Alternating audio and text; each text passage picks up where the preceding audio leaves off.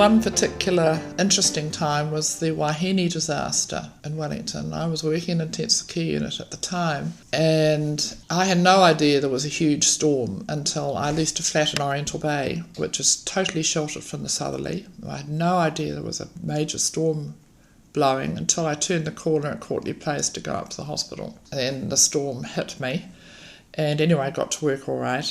And then working in intensive care, we heard that the Wahine was in difficulties off the Wellington Heads. And I thought to myself, things these days don't happen like that. It's just bizarre. Things like that don't happen.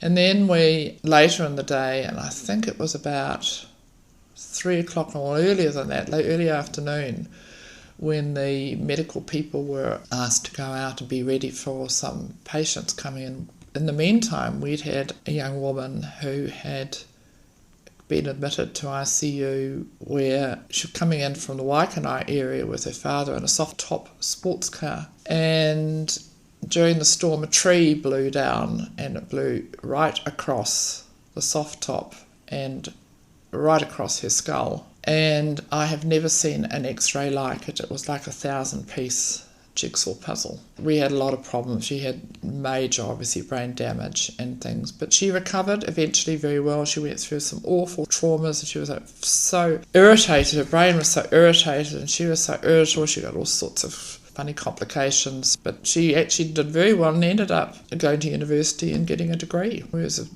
time we would have thought possibly been a write-off, but she wasn't. She had some personality problems, obviously, afterwards, but did very well.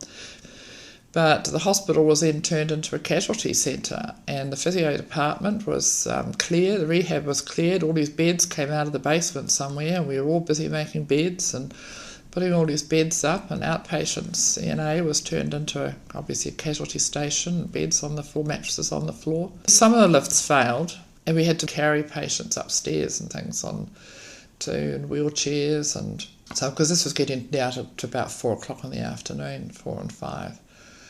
And these amazing stories from people, and the dinner trolleys used to have to get carted up. It was dinner meals from 7 block. They all had up 5 floors, 6 floors.